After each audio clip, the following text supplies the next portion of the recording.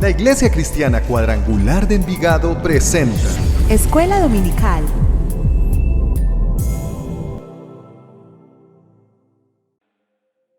Juan capítulo 15 es un texto. El Señor presenta, el evangelista presenta una continuidad de hechos que vienen dándose alrededor del aposento alto. Estamos aquí ubicados en un momento histórico donde Jesús ha tenido la última cena, lo que conocemos como la última cena, y que hoy estamos conmemorando como iglesia, aquí reunidos con la mesa que tenemos delante de nosotros. Y en esa reunión ocurren un montón de cosas bien interesantes. Una de ellas es que Judas, quien traicionaría a Jesús, sale de ese lugar y va a buscar a quienes habrían de aprehender a Jesús, a capturarlo. Y Jesús se queda con los 11 discípulos que restan y continúa dándole enseñanzas y les entrega a ellos la última parábola que se tiene registro en la Biblia. Y las parábolas es una de las maneras que Jesús utilizó para ejemplificar desde lo cotidiano situaciones muy importantes en la vida de nosotros como hijos de Dios. Y usa la parábola de la vid verdadera, y sobre ella hemos hablado en algunas ocasiones anteriormente. Yo he tenido la oportunidad de compartir en 3 ocasiones anteriores alrededor de ella, y hoy quiero cerrar con el cuarto aspecto que el Señor ha puesto en mi corazón para compartir con ustedes. Juan capítulo 15, Evangelio según San Juan capítulo 15, versículos 1 en adelante. He titulado este tiempo de reflexión Sucesos y procesos. Sucesos y procesos. Vamos a centrarnos en Juan capítulo 15 versículo 8, pero hagamos lectura de la parábola completa. Yo soy la vid verdadera, dice el Señor Jesús, y mi Padre es el viñador. Y todo sarmiento que en mí no da fruto lo quita, y todo el que da fruto lo poda para que dé más fruto. Vosotros ya estáis limpios por la palabra que os he hablado. Permaneced en mí y yo en vosotros. Como el sarmiento no puede dar fruto por sí mismo si no permanece en la vid, así tampoco vosotros si no permanecéis en mí. Yo soy la vid, vosotros los sarmientos. El que permanece en mí y yo en él, ese da mucho fruto, porque separados de mí nada podéis hacer. Si alguno no permanece en mí, es echado fuera como un sarmiento y se seca, y los recogen, los echan al fuego y se queman. Versículo 7: si permanecéis en mí y mis palabras permanecen en vosotros, pedid lo que queráis y os será hecho. Versículo 8: en esto es glorificado mi Padre, en que deis mucho fruto y así probéis que sois mis discípulos. Amén. Cierra sus ojos un momentico. Yo quiero que oremos por este tiempo de la palabra. Allí los hermanos que nos acompañan también desde sus hogares. Presentemos nuestras vidas delante del Señor. Padre del cielo y de la tierra, te adoramos, bendecimos tu nombre. Te damos gracias porque una vez más tú nos das la oportunidad de reunirnos, Señor, de abrir tus escrituras y de buscar en ellas esa instrucción para nuestra vida. Yo oro, Señor, para que cada uno de nosotros, como oyentes, como receptores de lo que tú has preparado para nuestras vidas, seamos ese terreno fértil, Señor. Yo oro por la tierra, porque la semilla es garantizada, Señor, porque es tu palabra. Yo oro por cada uno de nosotros, Señor, que seamos esa tierra abonada, preparada para dar mucho fruto, y para que esta palabra que hoy traes a nuestras vidas sea pertinente y sea potente para nuestra vida cotidiana. En el nombre de Jesús. Amén, Señor, y amén. He titulado, como les decía, este tiempo de reflexión, procesos y sucesos. O sucesos primero y procesos. Y hablando de la parábola a la que estamos haciendo mención, la parábola de la vid verdadera, el Señor va cerrando su ejemplificación de nuestra relación con Él de esta manera: en esto es glorificado mi Padre. Se me adelantó esto por acá. En esto es glorificado mi Padre, dice el versículo 8, en que deis mucho fruto y así probéis que sois mis discípulos. ¿Quién se glorifica con eso? El Padre. Dice, en esto es glorificado mi Padre, en que deis mucho fruto. El fructificar, el hecho de que nosotros fructifiquemos pegados a la vid, en una relación con el Señor, distinto a lo que ocurre en nuestra vida fuera de la visión que el Señor nos ha entregado para desarrollarnos como hijo de Dios, pero en el marco de la integridad que debemos tener y lo integrales que debemos ser como hijos de Dios. Fuera de eso, nos miden por los éxitos que podamos tener, por los resultados que podamos obtener. Y ese resultado, el hecho de generar logros en nuestro trabajo, en nuestra vida familiar, en nuestras relaciones, normalmente ese éxito es asociado, es entregado a la persona que se supone que lo logró. Un ascenso, un buen desempeño en el trabajo, unas buenas relaciones. Uno dice, esta es una buena persona, esta persona está haciendo las cosas bien. Pero cuando nosotros vemos la parábola que Jesús, la última parábola que Jesús le entrega a sus discípulos, les dice, hay un factor de éxito. El factor de éxito en la vida cristiana es tener una relación ininterrumpida con Él, permanecer en Él. Pero cuando esa relación genera resultados, a diferencia de los resultados que podemos buscar fuera de la presencia del Señor, quien se lleva la gloria no somos nosotros, la gloria es del Señor. En esto se glorifica el Padre, en que demos mucho fruto. Hay una primera reflexión que yo quiero llevarlo a hacer con ese texto, y es que los éxitos que nosotros podamos tener en nuestra vida cristiana, en nuestra vida espiritual, siempre debemos atribuírselos al Señor, porque sin Él no podría hacerlo, porque sin Él nosotros no podemos fructificar, y de eso es lo que habla la parábola de la vid verdadera. Y he titulado, como les decía, sucesos y procesos, este espacio de hoy, porque en nuestra vida cotidiana y en el mundo en el que vivimos se premian mucho y se buscan mucho los sucesos, los acontecimientos, los logros, las cosas que puedan ocurrir, pero nos cuesta mucho vivir los procesos. Piense un poco en el mundo en el que vivimos. Normalmente hablo algo de contenidos digitales. ¿Cuántos de ustedes escuchan mensajes de WhatsApp a doble velocidad, a 2x? Es una forma de acelerar los procesos, de decir, yo quiero saber rápido qué es lo que me están diciendo, yo quiero saber rápido de qué se trata lo que me están hablando. Si no nos gusta algún video, hoy podemos casi que cualquier contenido adelantarlo, atrasarlo, repetirlo, dejarlo de ver, abandonarlo cuando queramos. Los que nos tocó la televisión por cable o televisión nacional, no nos tocaba esperar que pasaran el capítulo que les gustaba a la hora que decían y que hubiera luz para poder verlo. Ahora no, ahora en cualquier lugar con su dispositivo móvil podemos consumir el contenido y nos enteramos de todos los sucesos que ocurren. Y el mundo vive alrededor de sucesos, de cosas que pasan, y al otro día pasa otra cosa y el anterior suceso se olvida. Y nos dificulta mucho eso, vivir procesos, por lo acelerado que va el mundo. Para hablarles de eso, voy a irme a un mundo cero digital. Vamos a hablar del rey David. Y me voy a permitir dar algunos saltos en la historia, valiéndome de que es un personaje conocido en general, pero le invito a que le estudiemos también toda la historia, porque es una vida maravillosa para estudiar. Y veamos un poco algo de los sucesos y de los procesos de la etapa temprana de la vida de David. Vamos a ver máximo hasta la adolescencia de David qué podemos encontrar a la luz de las Escrituras. El pueblo de Israel,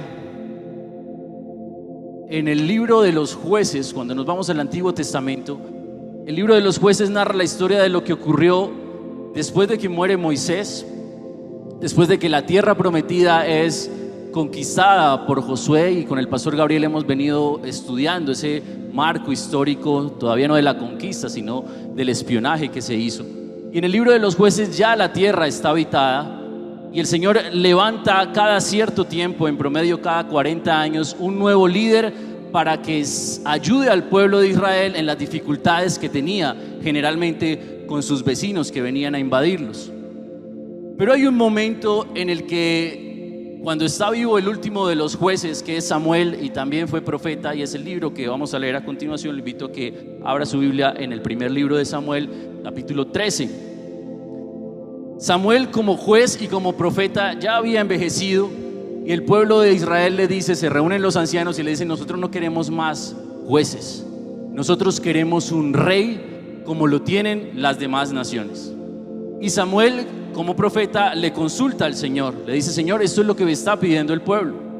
El Señor le dice: vamos a permitirlo, voy a permitirlo, pero hágale unas advertencias. Si usted puede encontrarlo al principio del primer libro de Samuel, las advertencias que hace el Señor de lo que implica para el pueblo de Israel instaurar una monarquía. Y el pueblo dice: bueno, estamos enterados, pero queremos nuestro rey como las demás naciones lo quieren. El Señor lo permite, le dice a Samuel que vaya, unge a Saúl. Y Saúl tenía una característica bien interesante que en 2 ocasiones Samuel deja plasmado en este libro que vamos a leer. Y dice la palabra del Señor por el relato de Samuel, guiado por el Espíritu Santo, que Saúl era el más alto del pueblo de Israel. Literalmente dice que no había ningún hombre que le llegara por encima del hombro. Era muy alto y muy apuesto además. Pero llega un momento, y posiblemente usted conoce la historia, donde Saúl, el rey, ya ejerciendo su reinado, comete muchos errores, comete varios pecados y deja de tener una dependencia plena del Señor y de los tiempos marcados por el Señor y guiados por el profeta, y empieza a tomar decisiones por su cuenta. Y en uno de esos episodios ocurre lo que vamos a leer en el primer libro de Samuel, capítulo 13, versículo 14, que es el que está proyectado. El Señor, y esto se lo está diciendo Samuel el profeta a Saúl el rey: el Señor ha buscado para sí un hombre conforme a su corazón, y el Señor le ha designado como príncipe sobre su pueblo, porque tú no guardaste lo que el Señor te ordenó. ¿De quién estaba hablando Samuel? Estaba hablando con Saúl, y estaba hablando acerca de quien lo iba a suceder en el trono, que fue David. El Señor, y preste mucha atención a la manera como está aquí escrito, el Señor ha buscado para sí un hombre conforme a su corazón. El pueblo años antes se había buscado para ellos un hombre conforme a los deseos del pueblo. Que fuera muy alto tiene mucho sentido, porque los principales enemigos del pueblo de Israel eran los filisteos, y los filisteos no es que fueran muy altos, es que eran gigantes. Entonces tener un rey de baja estatura no le brindaba mucha seguridad a los israelitas, y el Señor, en medio de su misericordia, permite que sea nombrado rey el hombre más alto de Israel. Y eso marca un suceso en el pueblo de Israel: el establecimiento de una monarquía con la figura de un varón alto y esbelto según el pueblo lo necesitaba. Pero ahora el Señor está diciendo: si ven lo que consiguieron, ahora yo en esta ocasión he buscado para mí un hombre conforme a mi corazón, le dice el Señor al profeta, y el profeta se lo está diciendo ahora al rey Saúl. Ahora las maneras no van a ser las maneras del pueblo. Ahora los sucesos, lo que va a ocurrir, no va a ser de acuerdo a lo que el pueblo ha esperado, es de acuerdo a lo que el Señor necesita para su pueblo elegido. Porque cuando el hombre eligió, el pueblo eligió mal, porque eligió de acuerdo a lo que creía conveniente. Pero ahora el Señor elige, y elige de acuerdo a lo que conoce necesario. Y avanzamos un poco en el texto y llegamos en 1 Samuel capítulo 16, el momento donde años después, ahorita miraremos un poco cuántos años más o menos, pero el profeta Samuel, el Señor le dice en este texto: y el Señor dijo a Samuel: ¿hasta cuándo te lamentarás por Saúl, después que yo lo he desechado para que no reine sobre Israel? Llena tu cuerno de aceite y ve, te enviaré a Isaí el de Belén, porque de entre sus hijos he escogido un rey. ¿Para quién? No para el pueblo, para mí. El Señor, cuando le avisa a Saúl que había escogido un hombre, dije: ese hombre me lo escogí, fue para mí. Y ahora que le está diciendo a Samuel: ha llegado el tiempo del rey que me escogí para mí. El Señor tiene una posesión especial sobre la vida de David. El Señor había tomado la decisión de que el próximo suceso de la monarquía de Israel sería totalmente dirigida, guiada por él, y que ese hombre sería un hombre de él, del Señor. Más adelante en este mismo texto llega Samuel a la casa de Isaí, y aconteció que cuando ellos entraron, Samuel ve a Eliab, el mayor de los hijos de Elí, el hermano mayor de David, y se dijo: ciertamente el ungido del Señor está delante de él. Él dijo: bueno, ya lo encontramos. Llegué donde Eliab. ¿Y por qué razón juzga tan rápido Samuel que este era el hombre escogido por Dios? Pero el Señor dijo a Samuel: no mires a su apariencia ni lo que alto de su estatura, porque es que Samuel tenía una referencia de cómo debía ser el rey. Debía ser un rey alto, y Eliab era alto. Eliab se parecía al rey que Israel creía necesitar. A la vista de Samuel, el profeta y juez, había encontrado un hombre que cumplía con las características conocidas de lo que el pueblo necesitaba. Pero el Señor le dice: yo le he desechado, pues Dios ve no como el hombre ve, pues el hombre mira la apariencia exterior, pero el Señor mira ¿qué? ¿Y cómo era el corazón que el Señor necesitaba? Un corazón conforme al corazón de Él, de Dios. Y pasan un par más, pasan todos los hermanos mayores de David, y se habían olvidado de David.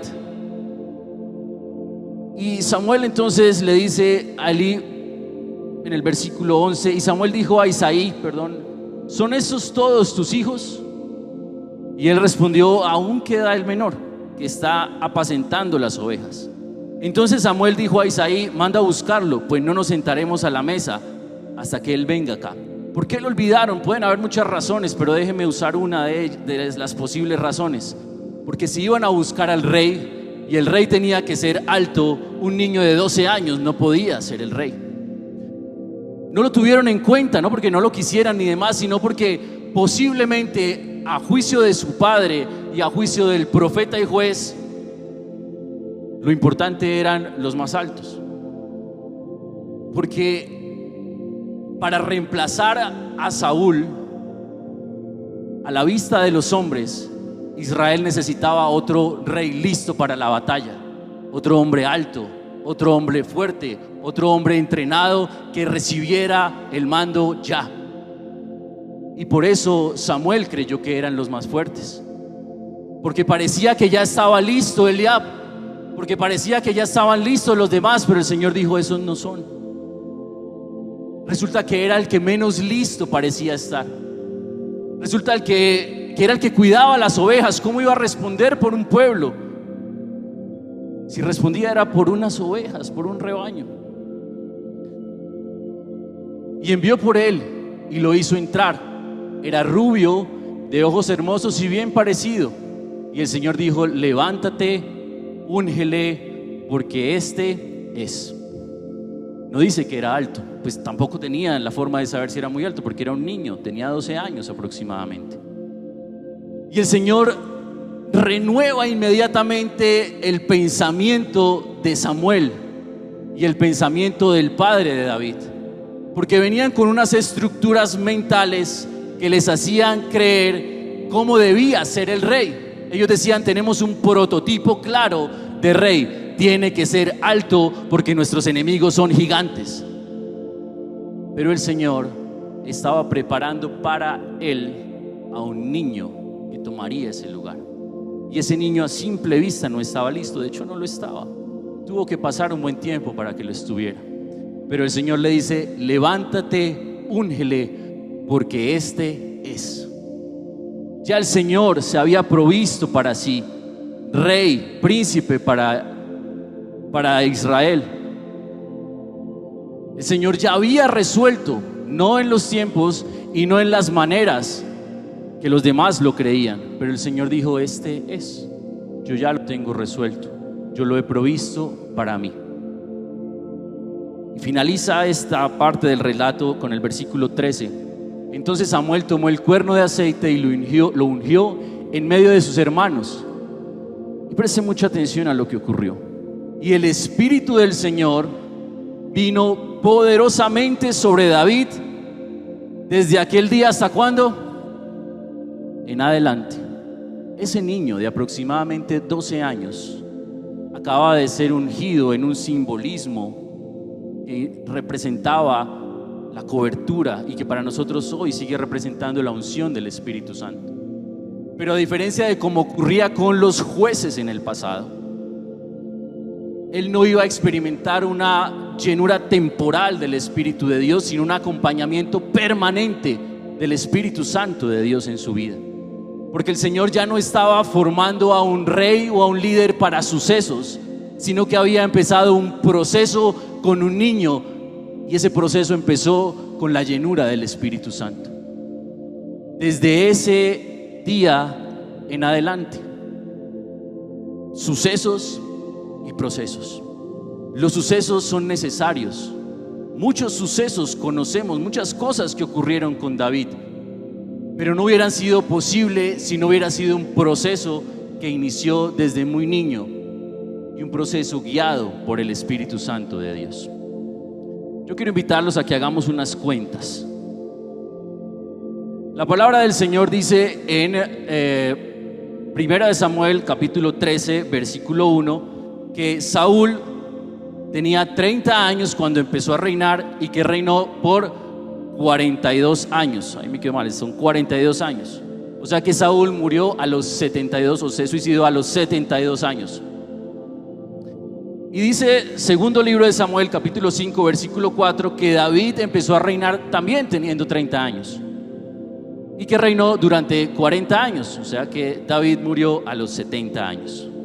Pregunta de primaria, aritmética básica: ¿cuántos años tenía Saúl cuando David nació? Si a los 30 años David tomó el reino y a los 72 años había muerto Saúl. Cuestiones de tiempo lo vamos a hacer muy fácil. David nació cuando Saúl, según lo que nos permite encontrar la palabra, cuando Saúl tenía 42 años.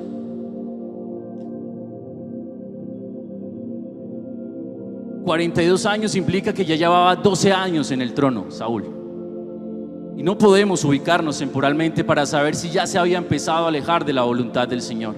Pero cuando el Señor le da una palabra al profeta y le dice: yo ya me he provisto, yo ya he conseguido un hombre para mí conforme a mi corazón, es muy posible que ese hombre fuera un niño. Es posible que fuera un bebé. O dependiendo de cuándo ocurrieran los hechos, es posible que ni siquiera hubiera nacido, porque Saúl ya estaba en el trono. Y tuvo que pasar un buen tiempo, 30 años después del nacimiento de David, para que David efectivamente ocupara el trono. Pero durante esos años, durante la vida de David, a los 12 años, según las cuentas que estamos haciendo a la luz de las Escrituras, empezó un proceso de cuidado del Señor, de formación del Señor para él. David fue ungido, fue lleno del Espíritu Santo y tiempo después, siendo aún menor de 20 años porque no hacía parte del ejército de Israel, enfrentó a Goliat. Y recuérdase lo que dice la palabra, un cántico que hicieron los israelitas después de ese suceso. Decían: si Saúl mató a sus 1000, David mató a sus 10,000. Y lo gritaban, y eso empezó a generar en el corazón de Saúl algo que terminó en la persecución hacia David. Pero parece que no generó nada malo en el corazón de David, porque a diferencia de Saúl, que era un adulto, que era el rey, David estaba lleno del Espíritu Santo y el Señor había empezado un proceso de él para que ese tipo de sucesos no lo desenfocaran de la misión que él tenía. un joven menor de 20 años como héroe nacional, habiendo derrotado a la más grande amenaza para su país, y que todo el pueblo cantaba canciones para él. Si no hubiera sido un hombre que el Señor estuviera preparando en un proceso, se hubiera dejado desviar por ese suceso. El Señor necesitaba un hombre para él conforme a su corazón, porque no necesitaba un rey de sucesos, necesitaba un rey que viviera un proceso y que de su simiente naciera el Salvador definitivo de Israel y el Salvador definitivo de usted y de mí. Anhelamos mucho los sucesos y son buenos. Buscamos el milagrito y gloria a Dios cuando ocurre. Pero yo no sé si usted conozca casos, yo sí, de personas que tienen su milagro y se apartan porque iban por eso. El Señor quiere que nosotros vivamos los procesos, porque los sucesos son necesarios. Pero cuando no tenemos esa madurez para asimilar lo que el suceso implica, podemos desviarnos en el tiempo. Permítame volver a los tiempos cuando Jesús habló con sus discípulos, finalizando la parábola. Antes de eso, resaltar algo. En 1 Samuel 16:13, la palabra del Señor dice que el Espíritu del Señor vino poderosamente sobre David desde aquel día en adelante. Sucesos y procesos. Cuando hablamos de sucesos, son eventos que ocurren para marcar los tiempos. Un suceso fue la monarquía en cabeza de Saúl, pero otro suceso fue la muerte o suicidio de Saúl por la persecución de los filisteos. Un suceso fue la victoria de David sobre Goliat, pero otro suceso en la vida de David siendo rey fue que mandó a matar a Urías para quedarse con Betsabé, su esposa. El mismo hombre que tenía que vivir procesos, que tenía altos y que tenía bajos, pero que el Señor lo estuvo acompañando en su proceso, porque los sucesos marcan entonces los cambios en los tiempos, pero los procesos nos preparan para los cambios en los tiempos.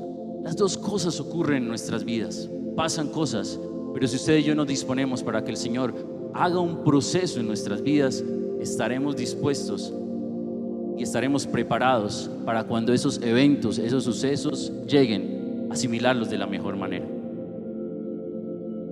Moisés escribió un salmo, está registrado en uno de los salmos, y empieza diciendo: Señor, enséñame a entender los tiempos, enséñame a contar los días, de manera que encuentre en ellos sabiduría.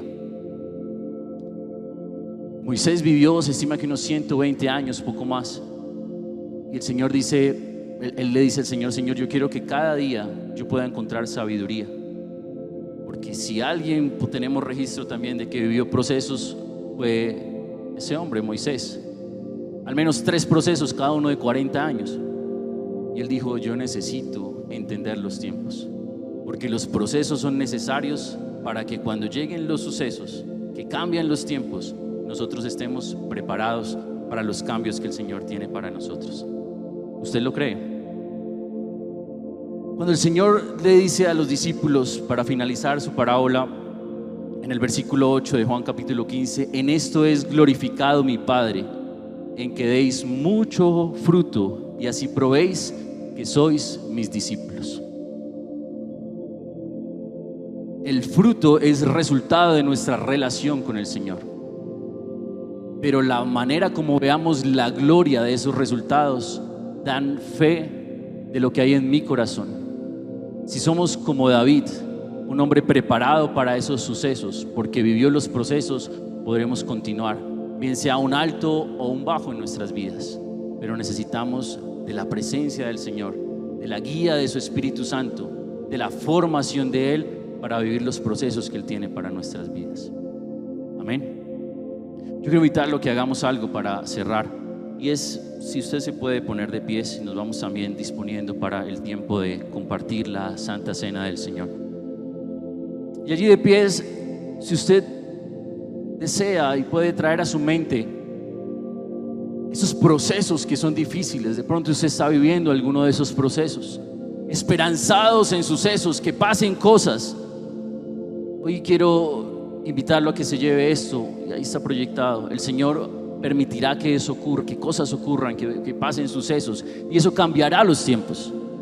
Pero hoy vivimos procesos que nos preparan para cuando ese tiempo llegue.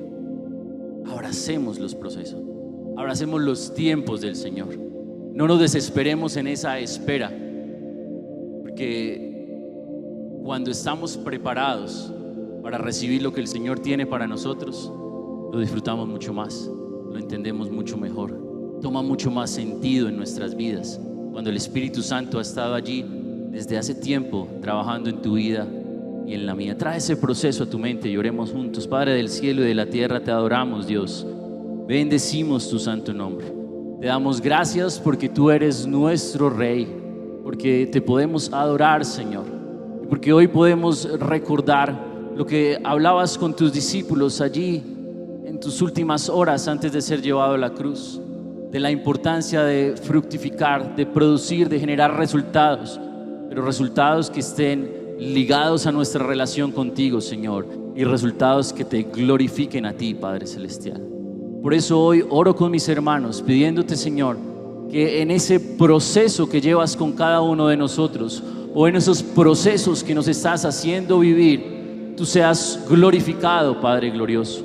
Que llegue a nuestra vida esa convicción de que es tu Espíritu Santo el que obra en nuestras vidas. Y de la misma manera, Señor, como David fue ungido y tu Espíritu Santo estuviste con él hasta el último de sus días, hoy nosotros tenemos la certeza de que hemos sido sellados por tu Espíritu Santo y que estás con nosotros, Señor. Y eso es una garantía, primero, de que te ha placido, Señor, en tu soberanía, hacernos pasar procesos para prepararnos para los sucesos futuros, Señor.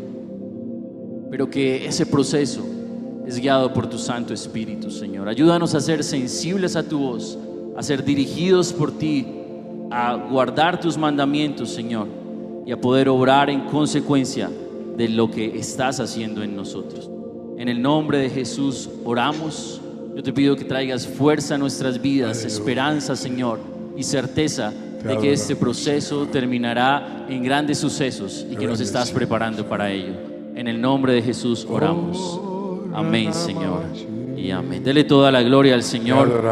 Él está en medio de nosotros. Amén. La Iglesia Cristiana Cuadrangular de Envigado presenta Programación Semanal 2022. Escuela Dominical, todos los domingos a las 8 y 10:30 de la mañana. Tiempo de oración, todos los lunes a las 7 de la noche. Devocionales, martes a las 7 de la mañana. Culto de ministración, miércoles a las 7 de la noche. Tiempo de ayuno, todos los jueves de 8 de la mañana a 12 del mediodía. Y nuestra reunión para jóvenes todos los sábados a las 6 de la tarde. Esta es la programación que nuestra iglesia trae para todos ustedes. Les invitamos a continuar en obediencia con los diezmos, ofrendas y donaciones para la obra del Señor. Lo puedes hacer a través de la cuenta de Ahorros Bancolombia, número 100 927 62047, o también de manera presencial durante nuestros servicios. Su comprobante podrá ser enviado a nuestro WhatsApp 322-785-9907, junto con sus datos personales. El obedecer trae grandes bendiciones para nuestras vidas.